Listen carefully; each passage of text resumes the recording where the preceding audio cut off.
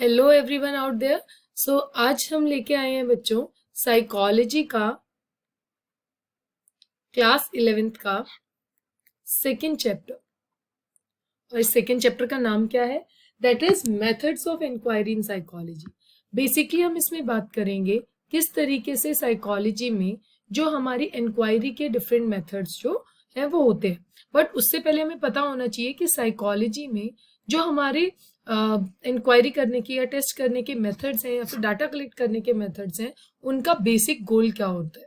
तो देखिए, अगर मैं यहाँ पे बात करूँ एक सिंपल से एग्जांपल की, जैसे कि mobile phone distraction while studying.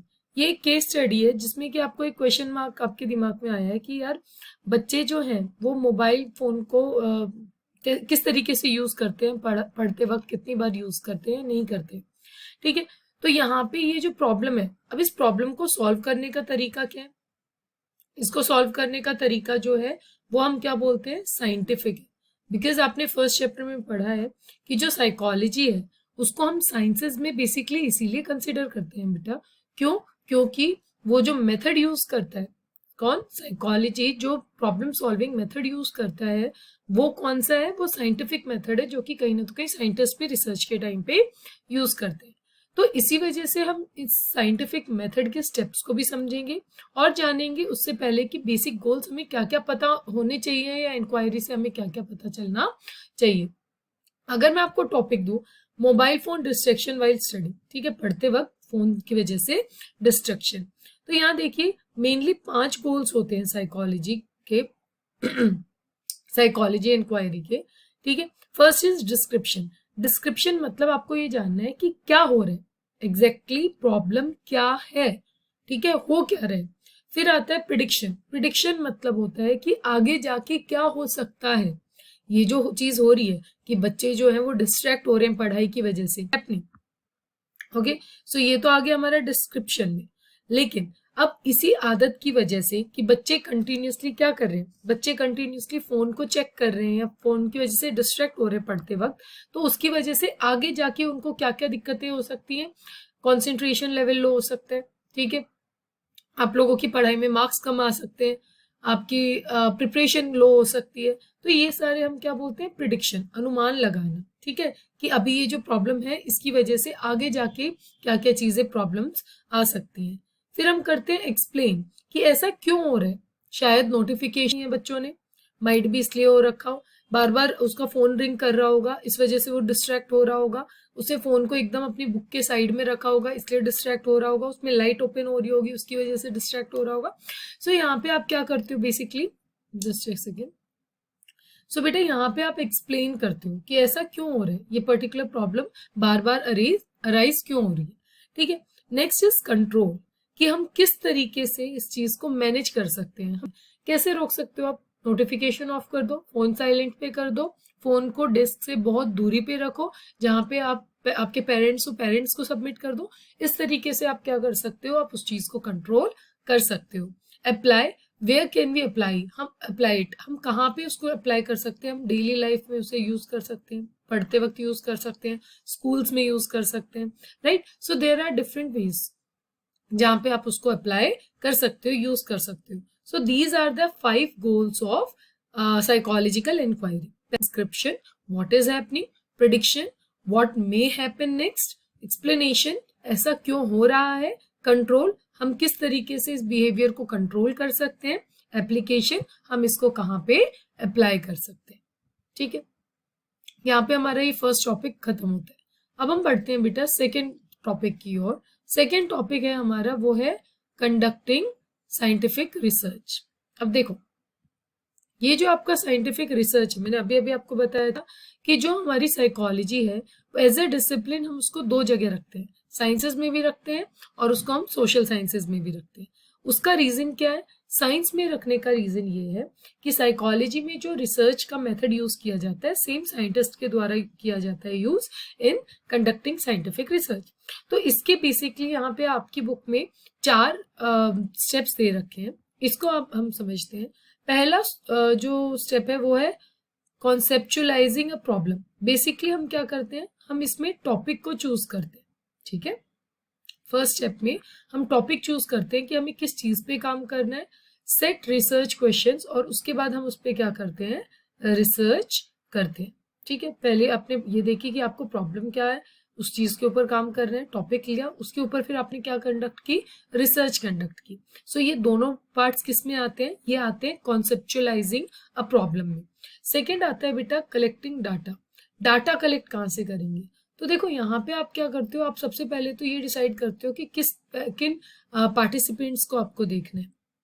ठीक है, कहाँ के लोगों को आपको एज ए पार्टिसिपेंट चूज करना है। सेकंड आप क्या करते हो, आप मेथड चूज करते हो कि मुझे किस तरीके का मेथड यूज करना है, मुझे सर्वे करना चाहिए, मुझे पर्सनल इंटरव्यू करना चाहिए, मुझे फैमिली इंटरव्यू करना चाहिए। फिर आप क्या करते हो, आप प्लान करते हो प्रोसीजर कि ये किस तरीके से होना चाहिए। ये सब किस में आता है, आपके कलेक्टिंग डाटा में, मतलब आप डाटा कलेक्ट कर रहे हो अपनी प्रॉब्लम से रिलेटेड। नेक्स्ट है ड्रॉइंग कंक्लूजन। अब आपके पास पूरा डाटा आ चुका है, तो अब आप उसको क्या करोगे, डीपली एनालाइज करोगे, डीपली उसको समझोगे, समझने की कोशिश करोगे, फिर उसका एक कंक्लूजन निकालोगे। तो यहाँ पे क्या है, आप डिफरेंट मेथड्स का यूज करके एनालाइज करते हो डाटा को और इंटरप्रेट करते हो। इसके अलावा आपको पता थी कि प्रॉब्लम क्या थी, आपने रिसर्च कंडक्ट की, आपने कलेक्ट किया डाटा। इसके बाद आपके दिमाग में क्या आए होंगे, आपके दिमाग में यहाँ पे क्या आए होंगे, टेंटेटिव सॉल्यूशंस आए होंगे। ठीक है, कि माइट भी इस प्रॉब्लम को हम इस तरीके से सॉल्व कर सकते हैं, इस प्रॉब्लम को हम इस तरीके से सॉल्व कर सकते हैं। ऐसी चीज जो हमारे दिमाग में आती है, जिसे हम सोचते हैं कि हम ये पर्टिकुलर सॉल्यूशन हो सकता है हमारी प्रॉब्लम का, इसे हम बोलते हैं बेटा हाइपोथेसिस। हाइपोथेसिस क्या होता है, ये हम इमेजिन करते हैं कि ये पॉसिबल सॉल्यूशन हो सकता है हमारी प्रॉब्लम का। सो पॉसिबल सॉल्यूशन जो हमारे दिमाग में आता है वो क्या होता है, हाइपोथेसिस। और लास्ट जो स्टेप होता है वो होता है रिसर्च, रिवाइजिंग रिसर्च कंक्लूजन। इसमें आप क्या करते हो, आपने रिजल्ट को एनालाइज कर लिया, आपने देख लिया कि मैंने ये मेथड इम्प्लीमेंट किया तो इसकी वजह से मेरी प्रॉब्लम सॉल्व हुई या नहीं हुई। अगर नहीं होती है या हो जाती है, अगर हो जाती है तो आपका कंफर्म हो जाता है कि आपने जो हाइपोथेसिस सोचा था, अपने दिमाग में जो आइडिया सोचा था वो बिल्कुल सही था और आप उसको इम्प्लीमेंट कर सकते हैं। ठीक है, लेकिन अगर नहीं होती तो आप क्या करते हो, एक नया आइडिया दिमाग में सोचते हो उस प्रॉब्लम को सॉल्व करने का, यानी आप न्यू हाइपोथेसिस पे काम करते हो। ठीक है, इसी को समझते हैं बेटा एक बार हम अपनी एक सिंपल एग्जांपल्स। ठीक है, how scientist investigate the impact of screen time on children sleep quality. यानी कि हम ये देखना चाह रहे हैं कि स्क्रीन टाइम जो बच्चे, जिन बच्चों का कम है, जिन बच्चों का ज्यादा है, वो किस तरीके से उनकी स्लीप की क्वालिटी को, यानी सोते वक्त सोने की क्वालिटी को, वो कितनी डीप स्लीपिंग कर पाते हैं, नहीं कर पाते, डिस्ट्रैक्टेड रहते हैं, सपने में आते हैं, ये चीज कैसे इफेक्ट करती है, उस चीज को साइंटिस्ट को क्या करना है, उसके ऊपर रिसर्च कंडक्ट करनी है। तो पहला स्टेप जो वो करेंगे बेटा वो क्या है, कॉन्सेप्चुअलाइजिंग अ प्रॉब्लम। ठीक है, अब यहाँ पे क्या टॉपिक लिया उन्होंने, स्क्रीन टाइम जो है वो स्लीप क्वालिटी को कैसे इफेक्ट करता है, ये है इनका टॉपिक। उन्होंने रिसर्च की, सेट रिसर्च क्वेश्चंस, उन्होंने क्वेश्चन सेट बनाए कि मैं ये सारे क्वेश्चंस जो है वो बच्चों से पूछूंगा। Does more screen time leads to poorer sleep in children, यानी उनके दिमाग में जो मेन क्वेश्चन आया है वो क्या है, वो ये है कि क्या ज्यादा स्क्रीन टाइम की वजह से जो नींद है वो बच्चों की अच्छे से नहीं आ पाती। अब ये क्या करेंगे, अब ये बच्चों से जाके उनको सर्वे करेंगे या फिर उनको डिफरेंट डिफरेंट तरीके से पूछेंगे। तो इन्होंने क्या चूज किया, इन्होंने मेथड चूज किया है सर्वे का। सर्वे मेथड क्या होता है, सर्वे मेथड होता है बेटा वो मेथड जिसमें कि वो डिफरेंट बच्चों के पास जाएंगे और उनसे क्या करेंगे, उनसे क्वेश्चंस करेंगे कि उनका स्क्रीन टाइमिंग क्या है, उनको किस तरीके से नींद आती है, कितने घंटे के लिए वो सोते हैं, कितना डीप स्लीप कर पाते हैं, नहीं कर पाते। उनके पेरेंट्स का भी वो सर्वे करेंगे। वो फिर रिकॉर्ड करेंगे उनका स्क्रीन टाइमिंग, ट्रैक करेंगे उनका क्या स्लीपिंग पैटर्न, कितने टाइम के लिए, ओवर 2 वीक्स के लिए कंटिन्यूसली। तो यहाँ पे उन्होंने 2 स्टेप्स कर लिए। पहले था कि उन्होंने टॉपिक लिया कि मुझे किस चीज पे काम करना है, उन्होंने एग्जैक्ट क्वेश्चन लिया कि मुझे एग्जैक्ट किस क्वेश्चन के, उस टॉपिक में भी किस क्वेश्चन के ऊपर काम करना है। फिर उन्होंने कलेक्ट किया डाटा, उन्होंने सबसे पहले मेथड चूज किया कि वो सर्वे करेंगे। फिर वो गए पेरेंट्स और चिल्ड्रंस के पास और उन्होंने 2 हफ्ते तक कंटिन्यूसली उसका पैटर्न देखा कि उसका स्क्रीन टाइम जो है वो किस तरीके से उसके स्लीप आवर्स को इफेक्ट करता है। अब तब हमारा ड्राइंग कंक्लूजन का टाइम आता है। तब उन्होंने सबसे पहले जो डाटा उनको मिला उन्होंने प्रॉपर तरीके से क्या किया, एनालाइज किया। एनालाइज मतलब उनको क्या पता चला, किड्स, ऐसे किड्स जो कि स्पेंड करते हैं more time on screen, sleep fewer hours on average, यानी जो बच्चे ज्यादा स्क्रीन टाइम देखते हैं वो क्या करते हैं, वो कम सोते हैं। ठीक है, ये थी इनकी। अब ये आ गया इनके पास डाटा कि भाई ये सारी चीजें पता करके सर्वे करके हमें ये चीज मिली है, ये कंक्लूजन मिला है। अब इनके दिमाग में हाइपोथेसिस आया, उस प्रॉब्लम को टाइम नेगेटिवली अफेक्ट क्वालिटी। उनके दिमाग में ये आया कि शायद स्क्रीन टाइम जो है वो कहीं ना तो कहीं स्लीपिंग क्वालिटी को कम करता है। ठीक है, तो उन्होंने कंफर्म या रिजेक्ट किया या हाइपोथेसिस को।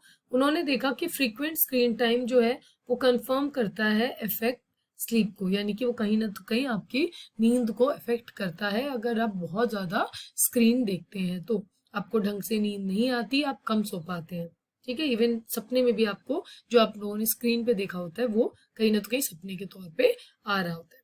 ठीक है, अगर ये चीज गलत हो जाती तो वो क्या सोचते, वो एक नया प्लान बनाते हैं। Reduce screen time in the evening before bed, यानी सोने से पहले क्या करो, आप स्क्रीन टाइम कम कर दो। और टेस्ट इफ चाइल्ड वाइज, यानी कि विल स्लीप और नॉट। तो यहाँ पे क्या है कि आपको टेस्ट करना है कि ये ऐसा होगा या नहीं होगा। अगर हो जाता है तो हमारा हाइपोथेसिस सही था, हमने सही सॉल्यूशन सोचा था और उसके ऊपर काम किया। बट अगर वो चीज़ गलत हो जाती है तो हम क्या करेंगे, हम एक नया हाइपोथेसिस बनाएंगे, हम स्क्रीन टाइम को लिमिट करेंगे। ठीक है, और फिर देखेंगे क्या वो बच्चे की स्लीप को इफेक्ट कर रहा है या नहीं कर रहा। मतलब जो भी आपके दिमाग में सेकेंड आइडिया होगा, सेकेंड थॉट होगा, उसके ऊपर आप काम करेंगे। ठीक है, और अगर आपका कंक्लूजन सही हो जाएगा तो आप उसको क्या कर देंगे, पब्लिश कर देंगे इन जर्नल्स, या फिर आप इंटरव्यू या टीवी न्यूज़पेपर में आप उनको क्या कर देंगे, आप उसको पब्लिश कर देंगे। ठीक है, सो बेटा आज हमने सेकेंड चैप्टर के 2 टॉपिक्स को कवर किया।